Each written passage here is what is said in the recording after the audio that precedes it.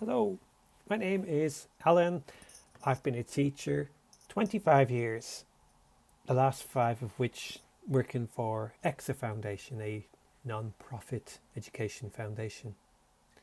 Sorry, what's that you're saying? I don't look old enough. Oh, you're so kind, people said to me all the time, so thank you. Why am I here? Well, I plan to highlight the need for school trips, and I want to identify some opportunities available to you with regard to planning an online virtual trip, one that can suit all needs, all budgets, including free.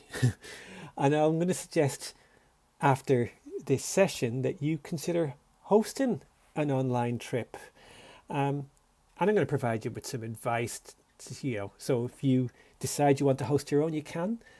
But if you just want to try some that are already out there that don't cost any money, well, I'll show you where they are as well. So as part of this session, I'm going to show you 3 different examples or different approaches that I've gone for to try to help you to decide what's going to work best for you. And then I hope that you might feel tempted to try one with a class pretty soon, like in the next week or so if you can. And then in addition to this presentation, I've written a free guide that you can download afterwards. You can read it. It's got lots of suggestions, strategies, advice, recommendations. It's got links to resources and case studies and advice from other teachers who've joined me on virtual tours. So all of that's available. Now, here's the thing. Thinking about the current state of schools and education and everything as it is in this sort of peri-COVID time period. So if your school is already following a prescribed curriculum, then you're going to have a solid framework upon which all your curriculum planning, your teaching is organised, often weeks, months ahead. And that's all fine as long as we don't have anything like a lockdown or a pandemic or anything like that. So if you had plans to do enrichment activities, to take children on a school trip, probably all of that right now, it's gone down the list of priorities. And that's a real shame because children really do like when you do those kind of things. They like those little deviations from the prescribed curriculum. So before we go and look at some, I want you to just pause and reflect for a moment. So I'm going to ask you some questions that I'd like you to ponder on. So the first question is, let's start by pausing and reflecting on a memorable educational trip that you went on. You might have been a student on this trip, or you might have been a teacher that was leading or organising, or you were just supporting the trip. But think of them with positive memories. What was it that really stood out for you on that trip? Was it the company who you were with? Was it the weather on the day? Was it the trip there? Some people say they've been to look at the most boring things ever, but the trip there and the trip back really made the trip. Now, I'd really like you to focus on the details specific to the location. Did you learn something new? Was something revealed to you that you didn't probably previously know about? Was there some kind of unique, memorable aspect to the trip? And the reason I'm asking is just to try and get you to tap into what really made a trip wonderful in the past. So when I've spoken to children who've perhaps made options to study GCSE subjects with me, and I sometimes say, they often will go back and say, oh sir, remember that trip we went on? And it is just remarkable how a trip can have a really positive experience. But we're looking at, in this session, virtual trips, online trips. So I'm going to take you on the first example. So I'm going to share my screen. So let me just get that ready. Okay, so I'm down here in the bottom right hand corner now. And I have just gone to visit the EXA Foundation YouTube channel. And there's a reason why I'm doing this, because I won't be able to find this trip afterwards if you choose. So it's just EXA Foundation, all one word, on YouTube. So we're going to go on a trip to somewhere that I'm pretty sure you've never been before. In fact, I would lay money on it. You can tell me I'm wrong, but I won't believe you. Because we're going to go to the International Space Station. And it's one of those places that I can't really imagine or see that you're going to be able to take a class there on a physical trip. So wouldn't that make for a great reason for going to visit it? So in the playlist section, if we go to where it says the International Space Station, there are a couple of videos on there. Hello. Oh, let me just pause that, because what I want to do is first of all just show you so you might know what to expect. So we've got the title there of the International Space Station. This is the first adventure there. So look, it's 18 minutes long. So I tried to keep them around 15 minutes, these little ones. We've got some information here. It says click show more to see the teacher notes. So let's have a look. And look, there's a short URL there. It's exit.is/ISS01. Now, what I've done to make this easier, so this is just not for now, this is for later on. I've put some timestamps in so you can click on certain things to go to the different places. So health and safety, you're going to go to the International Space Station. You need to know about microgravity and you need to prepare for it. So what I've done in a video, if we just jump ahead just a little bit, and so here's what I want you to do. Imagine right now you are in a 0G environment. Have you noticed how your arms now start to float? Ooh. So one of the things I didn't mention was this is target audience age 7 upwards. I mean, there's no problem with a 77 or a 47-year-old watching this, but the language, I've tried to make it so it will appeal to a younger audience.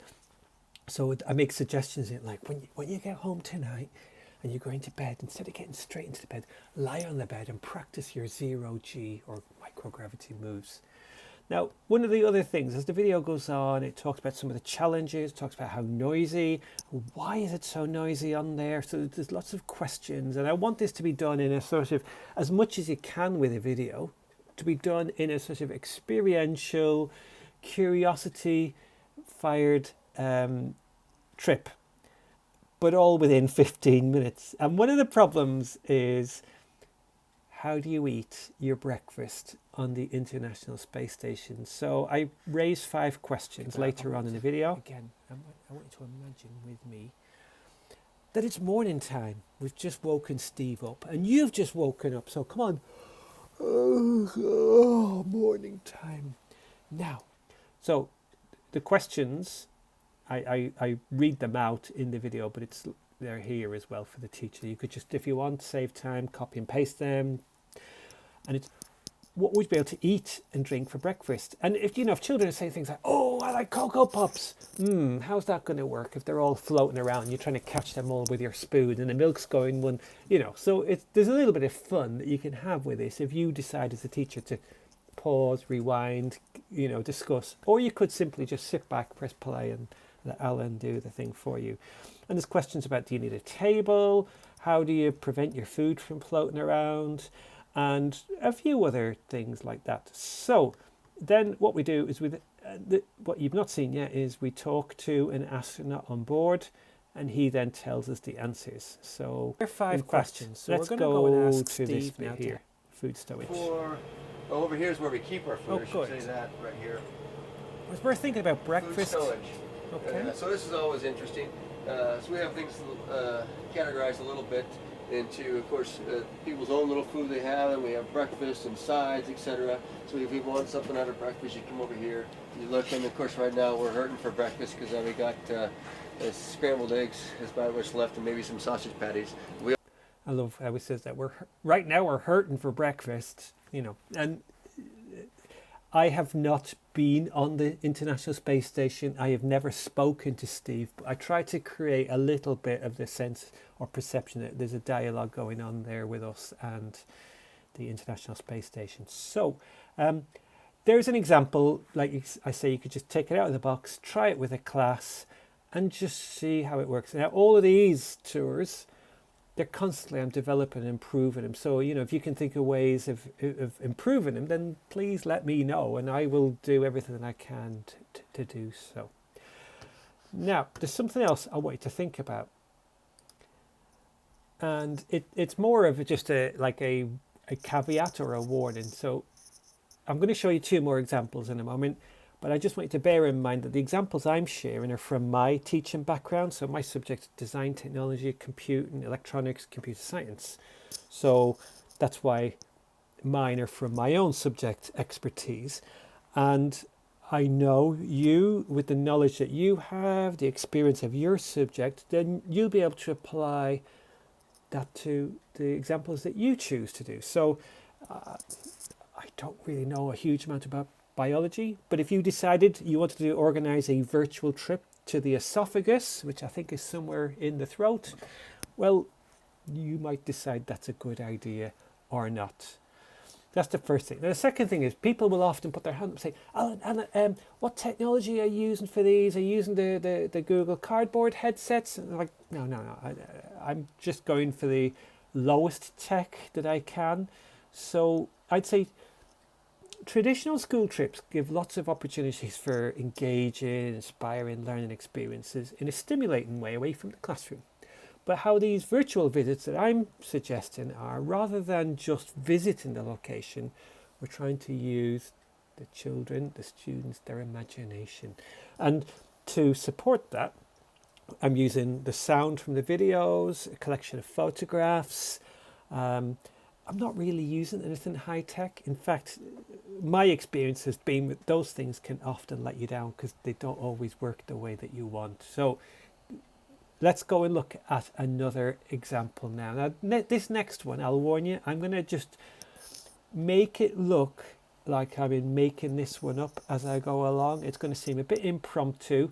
And although I can't hear you, I'm going to pretend that I can, okay? Just so you know. Oh, where are we? Oh, look all around. Oh, you might see some clues if you look really closely. Do you know what I might do is I might move my camera just over here to... hopefully you didn't spot it. So, let me take control of the camera and look up at the sky. Now, sometimes this sky, when I look up at it, I see loads of airplanes flying past. I can tell you we're in a busy city somewhere. Now, you might start to see some clues as to which city we're in. What's that? It is in Europe. Yeah. In fact, this city, people who live in this city recognize those towers there. It used to be a power station. At the time I'm recording this, it's all being refurbished. Huge big river. So some cities have got rivers that run right through them. Let's pan around. There's lots of tall buildings. It's a very expensive city to live in. In fact, some of you do live in that city. All right. Okay. So you'll know more than anybody how expensive it can be. Now we're on a bridge. Now somebody's just shouted out the name of the bridge and they've given the correct answer. Let's follow. There's a bus there, a red bus. And this city, yep, it's London. So we're in the city of London. We're at a certain place. Oh, I've gone a bit too far. So now usually when I do these tours, I have lots of notes that I'm following. I've done it a few times and I will still make mistakes. But what's that over there? That's a very funny looking building. Oh, this is the one that people told me to watch out for. It's got lots of nicknames, this building. I think some people call it Legoland, or is it called the Hanging Towers, or the Hanging Gardens of Vauxhall, or I don't know. It has all these very strange nicknames. Why does it have nicknames? Well, I think because a lot of people are suspicious of this building. They don't know exactly what goes on in there. Why don't we go inside? So let's head along the footpath just here. Now, where's the way in? I can see these. It's starting to look a bit like a fort, actually. It looks very well defended. And these must be the gates to go in. Gosh, there's a lot of cameras around. Maybe we can go in and There it says Vauxhall Cross, number 85. Okay. Oh, maybe we could ask that policeman. Oh, he's carrying a weapon. Maybe we should just turn around and carry on walking, or maybe observe from a greater distance. So let's just cross it. Just check there's no cars coming. Okay, cross over the road and take a glance from over there. Maybe we won't draw too much attention as we pivot back and look at this building. So, already now some of you are telling me you know what's that you're saying there, Samaya? Your auntie works there. Oh, how do you know she works? Because she told you she works there, but you're not supposed to tell anybody. Oh, right, okay, well, we'll keep that as a secret then. Well, some of you may already know that this is a very, very important building, a very important, well, it's not just the building itself, but what goes on in it. And it's all about preserving the safety and security of the United Kingdom. And one of the things that they do, yeah, that's right. They listen in and they write reports and they study things that are going on in other countries around the world. And somebody's just said, oh, now, so you've just said that what goes on in there is reported to the Home Secretary. Well, that's not quite true. It is reported to a member of the cabinet. It's actually the Foreign Secretary, who at the moment is Dominic Raab. Priti Patel at the moment is the Home Secretary, and she will get to hear about some of this, but it'll be through Dominic Raab. So he is the UK Foreign Secretary, and things that go... Yeah, so there's teams of people who work in this building, and their job is to find out about things that are going on around the world that might be perceived as a potential threat to the safety of the United Kingdom. So now, it hasn't always been there, this building. In fact, maybe 70 years ago, this building didn't exist. There was another building that was further away from London. And in the next part of our tour, we're going to go there. Now, 70 years ago, this was a very closely guarded secret. But today, I can reveal where it... Except, I am not. I'm going to pause just there. So, I would like to ask you, do you know how I made that tour? Well, I'll give you a moment to think about it. So, how did I make it? How could it have been better? There's another question. And the one that I'm going to answer now is my motivation. So in a moment, I'll come back to question number 1, which is how did I make it? Question number 2, I've forgotten even what I said was question 2. Because what I'm trying to show you is that sometimes we're all busy and we're thinking, what?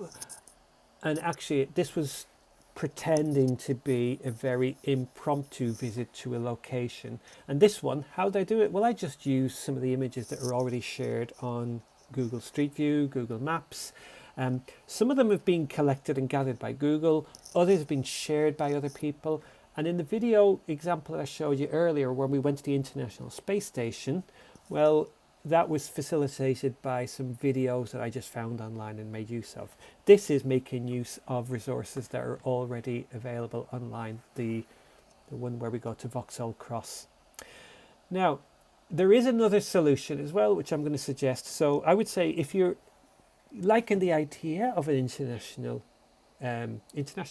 if you're liking the idea of a virtual trip, there's a really easy solution, but arguably it is more expensive. But that would be to ask the experts to do that. So I'm not one of those experts. I'm not trying to sell you my services.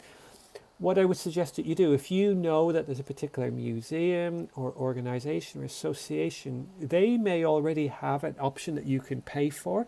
So I know that my friends at the National Museum of Computing at Bletchley, they run packages for schools where you can tell them what time you want it, how long you want it, who it's going to be with. And although you do pay some money, one of the things you feel a little bit warmer is you know that all of the funds that go towards that go towards supporting the upkeep of the museum. They do also have on their website, they have a sort of DIY virtual tour where you can use a piece of software and explore yourself. But it's not quite the same as having the services of an experienced tour guide going around the museum with you. And, you know, when students throw out those questions, they will already have the answers, because although, you know, you might be surprised, those questions come up quite a lot. Now, there is one more tour that I want to take you on now that I'm going to just go and do the screen share. Now, it's somewhere, again, top secret. I gave a bit of a clue, so you might already know. We're going back in time a little bit, and we're going to start with some questions. Okay, so I'm back over here now in the bottom right-hand corner. So this is another video that's available on the EXA Foundation YouTube channel, and I have another resource which I will share with you after this tour. I just want to give you a quick whistle-stop version of this one. So this is created using a different approach. So this, I call this one Top Secret, so I'm doing some top secret tours of computer science. And if we go and click Show More, it has the URL there. Timestamps, so you can jump straight to certain bits. The questions are in there. I don't share the answers in there, but you do find the answers in the video recording and links to relevant resources and all of that. So let's start with 5 questions. So, question number 1. What is the name of the very first? So a teacher could be using this video and they could just be sitting back. It could be a supply teacher, they just stick it on and play. Or it could be that you as a teacher, you're watching the clock, you've got a different time frame to work to. You could set these as a homework before. You know, you've got lots and lots of flexible options. So there's 5 questions. What's the name? Where do you need to go? When was it built? Why and how? And then I'm going to then use, as I mentioned before, there is a virtual tour on the National Museum of Computing website, and it looks a little bit like this. There, questions. And there's some things we're going to look at that you might think are actually a bit of a decoy, or a distraction, or a red herring. So can you see any clues here? I can see there's another language there. What's that say? Hard to read. And there's a keyboard with some buttons. And remember, the question was, number 1, what is the name of the first computer? I asked you to guess the decade of when it was constructed or built. Okay, so this is using the Matterport software. I'm not trying to promote or sell that software. I'm just explaining it's a different way. So the very first tour, you remember, it was just a video I'd found on YouTube. The second example was using photos that people have already shared online. It was the Google Street View ones that I showed, and this one is using a tour already. And then of course I suggested the easy way is just to go and find the organization of your choice and see, do they already offer virtual tours. Now, I did say I was going to share some resources with you, so I need to pause this video, go back to my browser. Give me a moment. I'm going to reveal the address bar. So at the start, I told you my name was Alan, and I said that I work for EXA Foundation. So you could just go to the exa.foundation webpage, and this time I'm going to move my head somewhere else. I'm going to move down to the bottom right of the screen.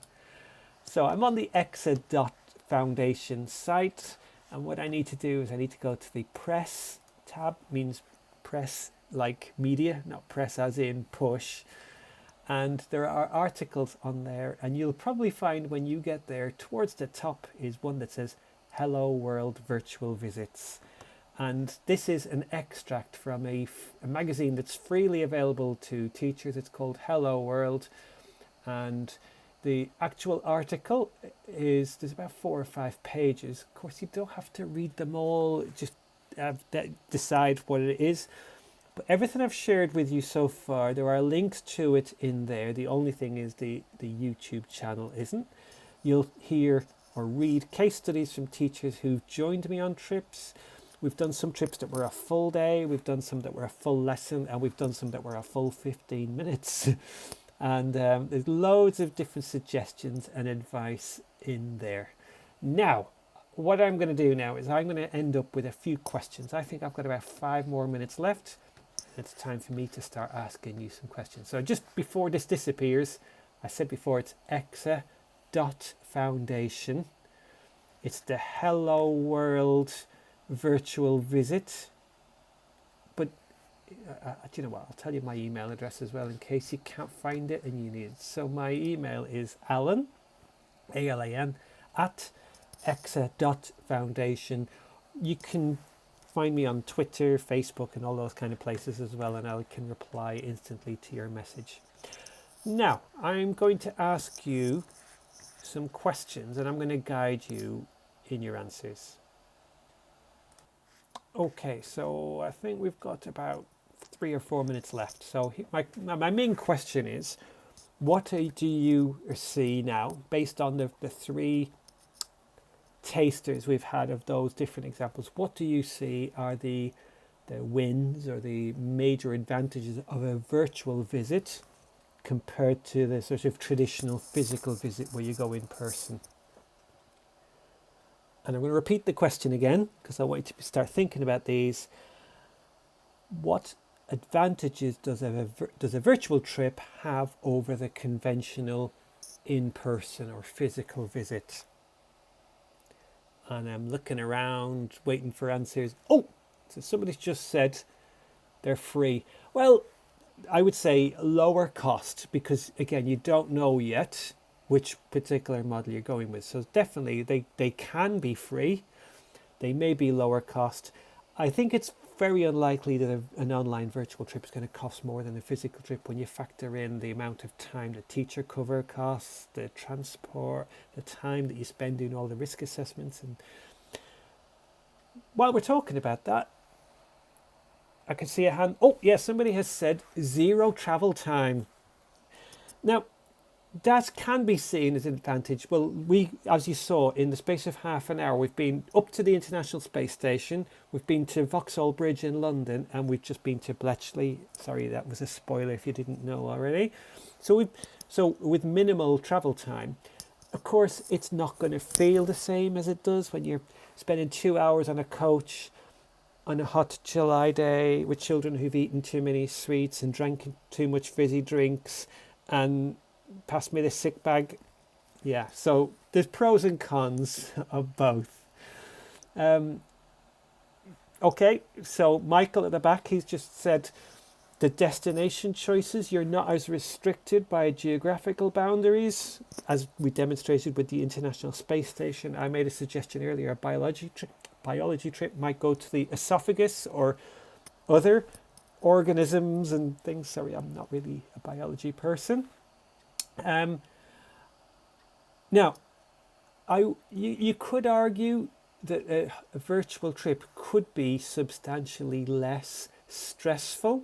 If it's literally a case of, oh, Alan's recorded this one, we're just going, yeah, that's going to be less stressful. If it's a chance of you're going to be making it, you're going to be recording it all yourself, well, that can be stressful, but possibly still less stressful than actually taking 80 children under the age of 8 to an amusement park somewhere with other members of the public and all that kind of stuff. Now, access options. Well, again, 50-50. So the virtual visits can be accessed remotely at home. So if we do end up, heaven forbid, in another lockdown situation, you can deliver these when you're at home. So you've got that flexibility.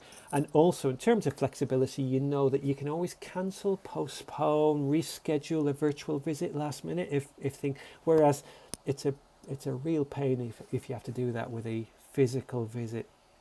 Now there's another element as well I would advocate, which is consider that with a virtual visit, you can actually split it up into bite-sized chunks. Somebody was telling me just earlier in another session, they were saying, oh, they're in Darlington and they do this trip where they go to look at an old train. It takes them about an hour to get there, 15 minutes look at the train, and about an hour back again. Well, they could go in the same amount of time, they could visit that train lots of times and visit different aspects of it over a longer time period. Whereas the temptation with a physical visit is, while we're here, quick, we have to, the National Gallery in London, we have to go and look at all of the paintings. Oh, hang on, there's one Turner painting we haven't seen yet, so you feel like you have to go and see them all. Well, not so with a virtual visit. And then the other thing you have with the virtual visit is the opportunity to catch up or extend the visit, or as I've often done, break out into a craft or making related activity to try and get people to reflect on the activity. Now, of course, it's not all a win. There are some disadvantages. It's not going to replace the same as being there.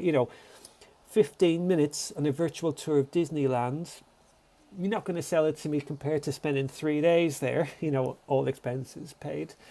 There is the challenge of the access to digital devices, although countering that, you can, if it's, say it's hosted on something like YouTube, well, you can access that through a lot of portable, you know, these kind of devices, smart TVs, you know, and there's the reduced opportunities for the children to interact with each other.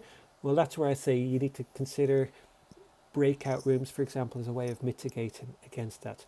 So there we are. That's half an hour. Thank you very much. I mentioned my email address, alan@exa.foundation. The website has all of those details on there. It's exa.foundation.